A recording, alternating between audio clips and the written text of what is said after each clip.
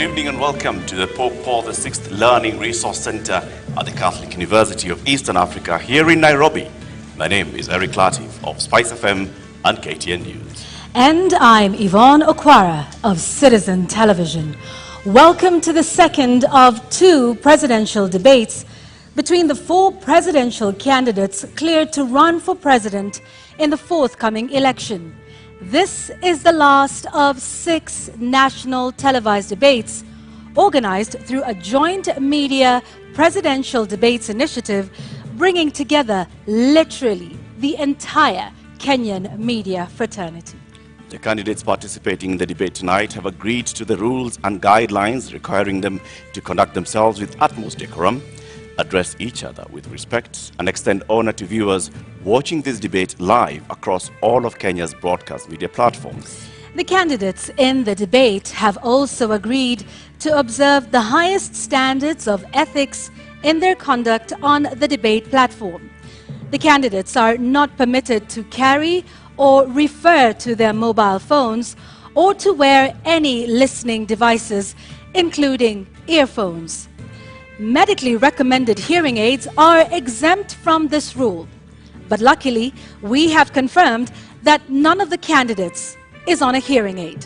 Ethics and guidelines also remind the candidates that they shall not carry to the debate platform any written material, whether books or journals, manifestos, or any articles, including even handwritten notes. Each candidate will have 2 minutes to make an opening statement, 2 minutes to answer a question, and 60 seconds for a rebuttal. The topics have been carefully selected after a thorough assessment of the state of our nation and the sentiments of the Kenyan voters in various parts of the country. In line with the debate rules and best practice, the questions we shall be asking tonight have not been shared with any of the campaign teams, neither were they discussed or formulated in conjunction with anyone. The questions we shall be asking tonight are entirely our own. An invited audience seated here in the auditorium has also agreed to the debate rules. They have been fully briefed that cheers, jeers, or any other form of noise is not permitted during the debate. The audience has also agreed to the request and requirement to maintain order and civility right through this debate. This debate was to feature 2 leading presidential candidates, Raila Odinga of the Azimio la Umoja One Kenya Party and William Ruto of the United Democratic Alliance, UDA. We have, however, received written notification from the Raila Odinga campaign that he shall not be taking part in this debate. Indeed, but in keeping with the traditions of the Joint Media Presidential Debates Initiative since 2013, the debate is on. And we now make one exception to permit the audience here in the auditorium to help us welcome Dr. William Ruto, the UDA presidential candidate, to the stage.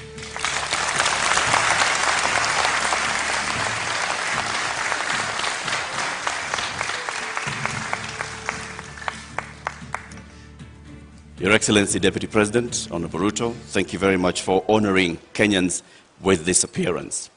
We shall conduct a series of question and answer, and whose topics have already been shared with you. We'll give you 2 minutes to begin with your opening statement before we go to the main thrust of the questions tonight. Thank you very much.